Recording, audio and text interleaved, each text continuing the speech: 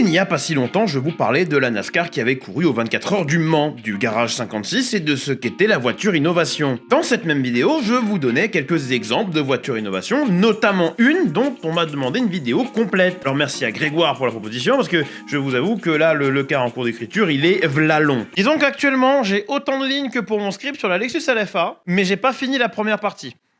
Ouais.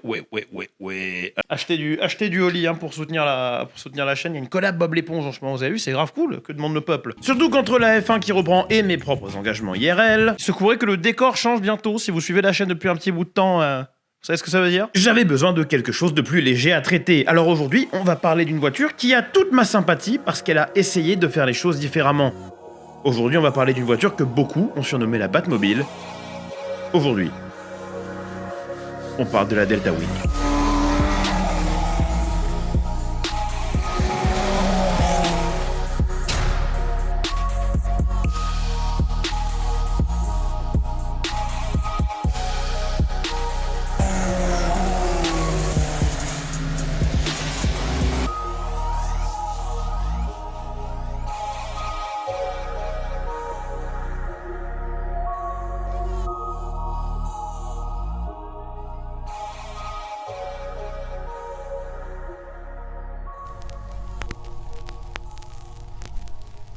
L'IndyCar, c'est aussi quelque chose qu'on a déjà doucement abordé sur la chaîne. Une chose qui distingue l'Indy de la Formule 1, c'est le fait que là-bas, les châssis soient spec. Par là, ce que j'entends, c'est que les châssis sont tous les mêmes pour tout le monde. Et ça, bien sûr, c'est une volonté du corps décisionnaire du sport. Et en 2009, l'IndyCar Series est à la recherche d'un nouveau châssis. Ils sont à la recherche d'une nouvelle identité visuelle pour la saison 2012, et on sait tous aujourd'hui que c'est la proposition de Dallara qui va être retenue. Et la longévité du bail est insane, puisqu'aujourd'hui encore, c'est des W12 qui roulent en IndyCar. Bon, l'aéroscreen en plus, mais tout de même. Alors bien sûr, avec l'aéroscreen en plus, et quelques modifs ça et là, notamment il y avait une période sombre avec des kits aéros spécifiques aux motoristes, mais après ils ont voulu un retour à des kits universels, bref, un sacré bordel. Mais parmi les kits proposés, il y en avait un, designé par un certain Ben Bowlby, qui se démarquait nettement. Un qui, avec pourtant que 300 chevaux sous le capot, promettait une meilleure vitesse de pointe et une meilleure vitesse en virage que les vieux châssis Dallara de 2003 qui étaient encore utilisés à l'époque. Sur le papier, l'astuce était, oui, moitié moins de puissance, mais surtout moitié moins du poids et moitié moins de traînée. Et pour ce faire, la voiture avait une forme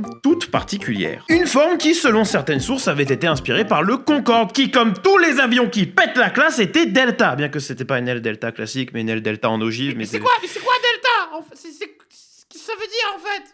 Connard. Alors une aile Delta, Delta Wing ou voilure Delta, c'est une aile qui, pour faire simple, reprend des formes de triangle isocèle. C'est un type de voilure tout particulièrement adapté au vol supersonique et transsonique, donc Mach 1 plus et pas tout à fait Mach 1, tu vois ce que je veux dire? En dessous de ça, faites-vous pas chier, hein, aile en flèche, aile droite, et qui résout pas mal de problèmes d'instabilité qui sont caractéristiques des ailes en flèche prononcées, mais c'est au prix d'une portance maximale réduite, ce qui veut dire qu'en théorie, sur papier, le F16 devrait outmanœuvrer un 2000. Sur le papier, hein, parce que bon, c'est combien déjà le 2005, le turn rate? C'est 21,5 degrés seconde? C'est combien le F16, putain, je sais plus. C'est bon, lancez pas une guerre F16, Mirage 2000 dans les commentaires, on sait tous que le Mirage 2000 gagne parce qu'il est français.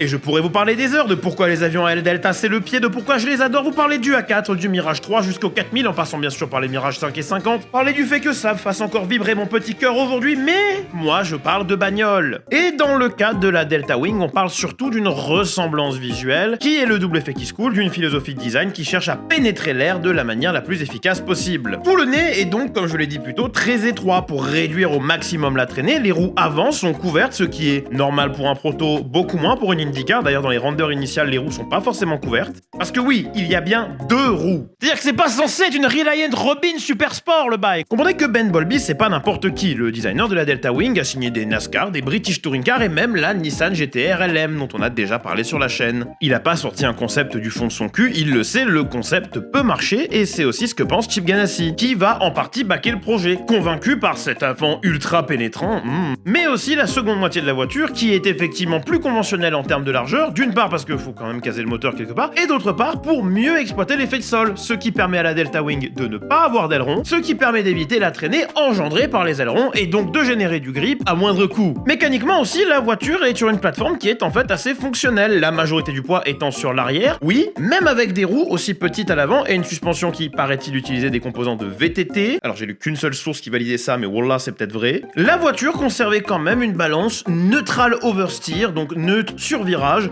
à haute vitesse, ce qui est généralement ce qu'on cherche pour une voiture de course. Et ça malgré le fait que les pneumatiques avant étaient d'un tiers la taille d'un pneumatique conventionnel de l'époque. La balance était peut-être même un peu trop vive selon certains pilotes, avec un avant qui commandait vraiment le reste de la voiture. Et parce que la voie à l'avant était aussi étroite, la voiture ne subissait pas le transfert de masse latérale aussi lourdement qu'un proto conventionnel. Ce qui compensait du coup la taille des roues avant, puisque les deux étaient en permanence quasiment à 50%. On parle de apparemment un shift de 2% plus ou moins de chaque côté. La Delta Wing était donc plus légère, avait tout le grip dont elle avait besoin pour son poids, c'est-à-dire que 500 kg, elle suçait 2 fois moins de pneus, 2 fois moins de carburant, au prix de 2 fois moins la puissance de ce qu'il y avait à l'Indy, c'est-à-dire qu'elle ne faisait que 300 chevaux. Mais l'Indy en a rien à foutre, parce que bien que le concept soit intéressant sur le papier, que c'est un concept qui a quand même une certaine identité visuelle, l'identité visuelle, elle est trop différente pour l'IndyCar en fait, qui a pas envie de s'aliéner des fans, donc Dallara va l'emporter moins de 6 mois après que la Delta Wing ne soit dévoilée au monde. Choisir quelque chose de plan-plan et conventionnel qui marche déjà parce qu'on a peur que le public suive pas l'innovation ? Oui, l'histoire la donne raison en fait. Y'a combien d'iPhone déjà ? C'est marrant parce qu'à la base, c'est un produit innovant. Le truc, c'est que Ben est persuadé que son concept a de l'avenir. Il est sûr qu'il doit le faire courir pour le prouver. Alors, avec l'aide de Don Panos, le même Panos qui a failli empêcher Michel Vaillant de gagner le Mans MDR, se met alors en place un projet. Engager une Delta Wing au Mans, et en LMP1 de surcroît, la catégorie reine, monsieur. Sauf que l'ACO, initialement, il s'en branle un peu, et que les premières minutes de la présentation autour de la Delta Wing, les 5 premières de ce que j'ai lu, les mecs ont passé leur temps à pas l'écouter, à parler entre eux. Ils ont joué au morpion, ils ont appelé Caroline pour savoir si elle faisait quelque chose ce soir. Rien à foutre, jusqu'au moment où le mec clique sur sa télécommande et que la slide du PowerPoint passe sur une putain de Batmobile. Et là, il commence à donner les chiffres. Et là, soudainement, les mecs de l'ACO... Oui, c'est l'esprit 24 heures du Mans, c'est l'innovation. Prenez le garage 56, c'est nouveau, c'est pour vous. On leur propose alors le garage numéro 56, dont on a déjà parlé sur la chaîne, dans la vidéo sur la NASCAR qui a fait le Mans 2023. Une vidéo qui a d'ailleurs super bien marché, merci à vous. Pour faire court, c'est la première année du garage 56 qui est réservée à la voiture innovation. Une voiture qui n'a pas à se plier à l'entièreté du règlement technique de l'ACO ou du WEC en échange de ne pas être classée, de sorte à ce que si quelqu'un débarque avec, je sais pas moi, la Red Bull X1, 2011, 2014, bref, comme vous voulez, ils viennent pas perturber le classement final. Mais pour le coup, chez Delta Wing, ils vont devoir se grouiller parce que, en fait, ils ont juste un concept pour l'instant. Et ils vont construire un prototype sur la base de la monocoque de l'Aston Martin AMR One. Un projet tellement morné qu'il a été enterré en 2 courses. Et si l'un des châssis a été vendu du coup au projet Delta Wing, l'autre sera vendu à Pescarolo pour le développement de la Pescarolo 03. Et il est très intéressant de constater qu'entre la MR One, la Delta Wing et la GTR LM, c'est des voitures qui ont toutes eu un développement extrêmement public et qui ont toutes, à mon humble avis, fail en partie à cause de ça. Développez vos trucs dans votre coin et sortez-les quand ils sont prêts. C'est valable pour les constructeurs auto comme pour vous les gars. Et les filles. 0,9% que vous êtes sur la chaîne. Donc la Delta Wing utilise la monocoque en carbone de la MR One. Alors c'est pas tant par choix et plus par nécessité, déjà parce que tu t'évites la conception de la monocoque, ce qui est long et chiant. Tu t'évites tous les crash tests coûteux parce que cette monocoque-là est déjà homologuée. Et en plus, de mémoire, tu pouvais pas t'affranchir à 2000% du règlement technique. Et genre, le truc d'avoir 2 places pour être une voiture de sport, parce que oui, cette place sous net, là, c'est censé représenter la 2e place, c'était obligatoire. La voiture sera donc bel et bien présente aux 24 heures du Mans 2012, motorisée et engagée sous le nom de Nissan.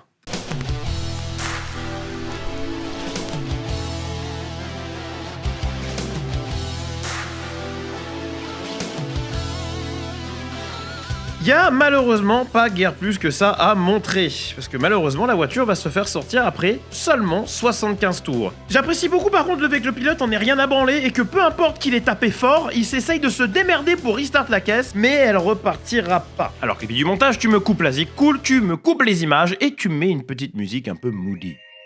Parfait, oui. Dans les faits, sur les 75 tours qu'elle a fait, il y a des conclusions qui ont été tirées. La voiture pouvait s'arrêter et consommer nettement moins que la concu. L'échec en course était donc quelque peu amorti. Cependant, il y avait des choses à revoir. Un différentiel qui pêchait et les forçait à runner quasi toute la course avec un différentiel ouvert, donc bonjour. Hein. La voiture était remarquablement facile à haute et moyenne vitesse, en tout cas en termes de stabilité, mais absolument instable dans les virages à basse vitesse, ce qui fait que c'était la voiture la plus lente dans la dernière chicane avant la ligne droite, plus lente que les GT. Hein. Rajoute à ça le fait que, de par l'architecture peu conventionnelle de la voiture, aller attaquer les vibreurs, c'est pas du tout quelque chose de conseillé, et un traction control qui était trop souvent trop intrusif même sur les settings les plus bas. Oui, il y a encore du boulot, mais ça laisse présager de bonnes choses. Alors on va laisser Nissan et Delta Wing se remettre au boulot, et vous aurez remarqué que j'ai fait ici une distinction entre Nissan et Delta Wing. Et ça c'est parce que l'intervention de Nissan n'arrive qu'à partir du moment où la team Delta Wing veut aller rouler au Mans, en échange d'un moteur qui, soi-disant, était basé sur des pièces du Nissan Juke mon cul. Mais en échange d'un moteur et de quelques pesos, Nissan pouvait, un temps du moins de la saison 2012, utiliser la Delta Wing pour le marketing, allant jusqu'à s'octroyer les droits de dédomination pour Le Mans et pour le petit Le Mans, qui n'a rien à voir avec Le Mans, qui est une ville en France dont les 24 heures sont au calendrier WEC. Le petit Le Mans est une course de 10 heures tenue sur le circuit de Road Atlanta et c'est au calendrier IMSA, où à l'époque c'était la LMS encore compliqué. Les Américains, à la seconde où ils doivent uniformiser leur putain de championnat, c'est un bordel. Et c'est une course qui a été fondée par un certain Don Panos. Oh mais qui l'eût cru? Oh là là, je tombe des nues. Pour ramener les règles et l'esprit Le Mans aux US dès 1998. Ce sera un tel succès que ça va finir par engendrer l'American Le Mans Series, sauf que là, on parle de 2012. Année où la Delta Wing va malgré elle tester sa capacité à émuler le Mirage 2000 avant d'être ramenée à la dure réalité des choses.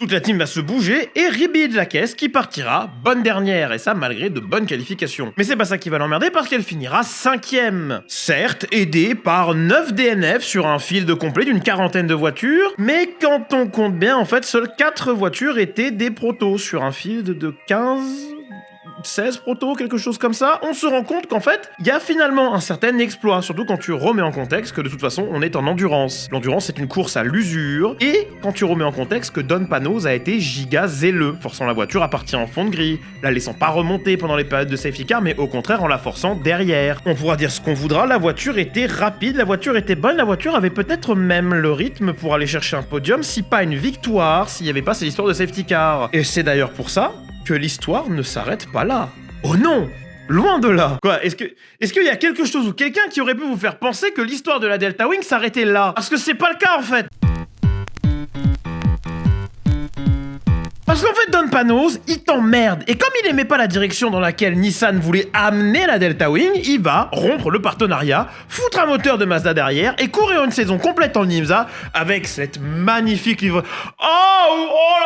Alors, c'était techniquement un moteur d'Elan, ou Elan, Caribou, même si tu veux, mais c'était basé sur un design Mazda.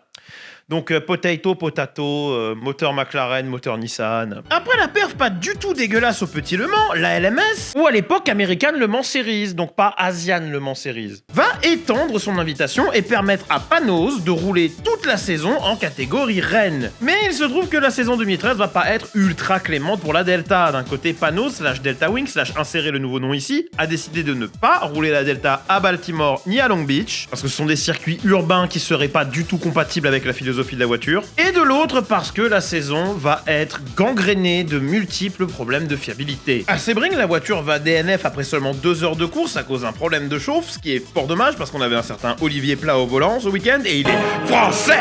DNF à Laguna Seca, bien que 3ème sur la route, un podium est un podium même s'il ne rapporte pas de points. Les DNF vont s'enchaîner jusqu'à Road America et Kota, où la voiture finira 3ème, même si techniquement elle termine pas Kota, elle est quand même classée parce qu'elle a fait plus de 70% de la distance de course. Et d'ailleurs, à Kota, une nouvelle version de la Delta Wing apparaît, c'est la version coupée. avec un toit. Fort de ces 2 podiums et demi, des mains d'Andy Meyrick et de Catherine Ledge, le programme va donc continuer en 2014, saison où l'IMSA va être créé, fusion du Rolex Sports Car Series et de la LMS. Alors j'ai simplifié à balle, hein, parce que... les Américains, quand ils doivent unifier plusieurs séries de courses, ils font chier. L'important dans cette histoire, c'est que ça rajoute au calendrier...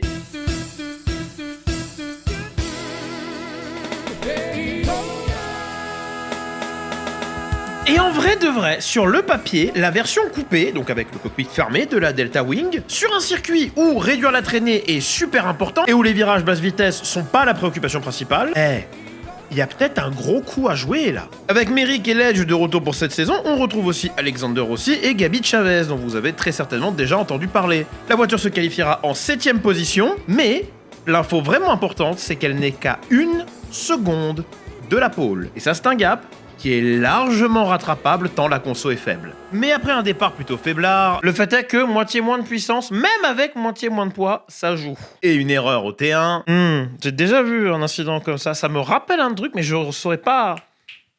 J'arriverais pas à mettre le doigt dessus. Un passage longué au stand pour un problème de boîte de vitesse, plusieurs sorties de piste, plusieurs box pour des problèmes méca. La voiture va finir par abandonner, contrainte par une transmission récalcitrante. Et si c'est pas leur dernier Daytona 24, et c'est en fait peut-être le moins bon du lot, je veux garder le reste pour le grand air de la diva. Parce que si au Petit Le Mans 2014, la Delta Wing va en fait mener plusieurs tours à la loyale et finalement finir P4 sur un tracé qui semble vraiment lui convenir. Il se trouve que, pendant ce temps, en des terres très lointaines appelées Europe, on retrouve, dans l'ouest de la France, sur un circuit que vous connaissez tous, une marque nippone qui est là pour introniser un nouveau proto sous le numéro 0, sous l'étendard du Garage 56, la nouvelle voiture innovation de Nissan, la ZERC.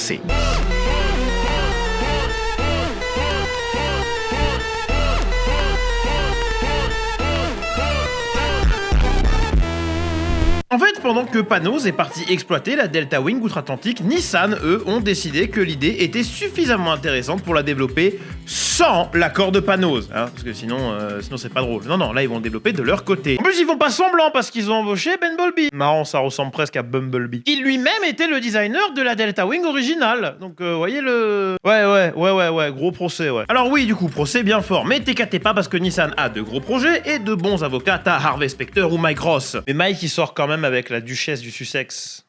Et vous vous rendez pas compte du nombre de prises pour dire ça sans bafouiller, vous vous rendez pas compte non plus de la quantité de blagues que je ferai pas finalement. La ZERC pour Zero Emission on Demand Race Car est donc le concept Delta poussé par un constructeur qui a des gros moyens. La voiture sera donc pas du tout la même si le concept de base est le même. Mais ce qui va très certainement la distinguer le plus de la Delta Wing, malgré le fait que maintenant les deux sont à cockpit fermé, c'est ce qui lui donne son nom. Zero Emission on Demand. Zéro émission sur demande, course voiture, ou ce que tu veux en français.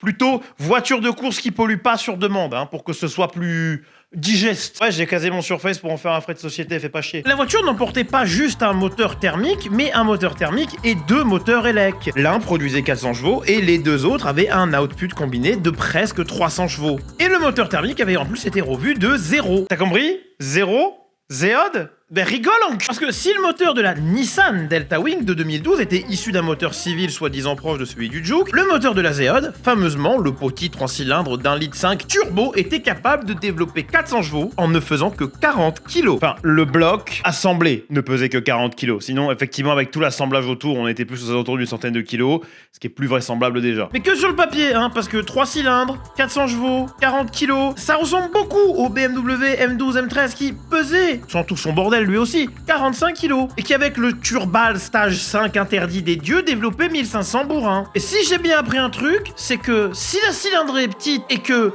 la puissance est gigantesque, le truc fait 5 tours, max. Le but était de claquer sur chaque stint ou relais un tour entier en mode électrique, déjà pour marquer l'histoire et ensuite, évidemment, pour gratter des places avec des arrêts en moins parce que même réservoir vide, bah tu fais ton tour en élec et tu rentres du coup plus tard. Et le but du jeu au Mans, c'est quand même de pit le moins possible et de passer le plus de temps sur la piste, quoi. Et à l'époque, le jeune Clippy que j'étais en pouvait plus tellement qu'il kiffait la Zéode. De surcroît parce que le premier lauréat GT Academy, Lucas Ordonez, lui-même, qui avait roulé la Delta Wing au Petit Le Mans, devait prendre le volant de la Zéode pour le premier relais. Ah ouais, si vous êtes nouveau ici, mettez-vous dans le crâne que moi j'aime bien les voitures pas conventionnelles du tout, hein. Genre mon All-Star, il s'affiche à l'écran là.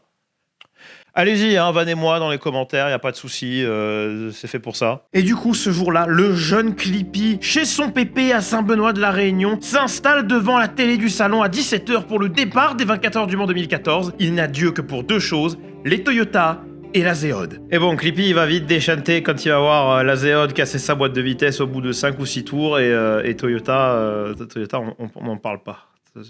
Même si un jour on en parlera très certainement parce que bon, j'ai douillé, tu vois, pour ensuite être très content, mais pour l'instant on a gagné 100 concus Toyota au Mans, genre systématiquement. Donc cette année c'est pour nous. Hein. Bon, Nissan, Panos et tout le reste vont se chier dans les bottes au tribunal. Nissan va se concentrer sur son proto LMP1 qui lui aussi est tout quirky, on en a déjà parlé encore une fois. Et pour ce qui est de la Delta Wing de Panos, et ben en 2015 elle va continuer à courir. Elle va d'ailleurs mener au Daytona 24 de 2015 jusqu'à ce que la boîte pète encore, avec comme meilleur résultat cette année-là une 6ème position et une saison 2016 qui sera finalement assez similaire et en demi-teinte avec cette fois-ci comme meilleur résultat une P5 malgré une très belle perf où ils vont mener plusieurs tours d'affilée à Daytona et être réellement dans la course pour la victoire et ils vont devoir abandonner sur un accident absolument frustrant. Frustrant, c'est le mot, basiquement, parce qu'il y avait un proto T1 qui était arrêté et ils l'ont pas vu à temps. Ils ont emplâtré le proto. Fin de scène. Malgré plusieurs saisons, malgré plusieurs tentatives à des événements marquis comme des événements moins prestigieux, la Delta ne parviendra jamais à s'imposer. Le concept marchait, que ce soit sur le papier ou dans la vraie vie, mais sans le backing d'un gros constructeur et avec une voiture qui, de par son manque de puissance, était compliquée en course, notamment dans le trafic. Il fallait absolument qu'elle soit lancée pour rivaliser avec les voitures de sa catégorie. En sortie de virage, la traction était clairement pas suffisante, le couple non plus. La Delta Wing, malheureusement, ne parviendra jamais à convaincre, ce qui est d'une réelle tristesse, puisque initialement, le projet Delta Wing devait aussi être complètement open source. Alors j'en ai pas vraiment parlé, mais à l'époque où la voiture était considérée pour l'IndyCar, il y avait une chose qui était très chère au cœur du designer, c'était de rendre la course la plus accessible possible. Et pour lui, ça passait non seulement par des coûts réduits, mais aussi une ouverture totale des designs. Ce que j'entends par là, c'est que initialement, toutes les équipes devaient avoir le droit de créer des packages aéros pour la Delta Wing, si elle était admise en IndyCar. Mais en contrepartie, les dessins des pièces qui avaient été créées donc par ces équipes-là devaient être uploadés sur le site officiel Delta Wing, les rendant donc publics, ce qui aurait pu aider les petites équipes qui n'avaient pas les moyens de faire la recherche et développement.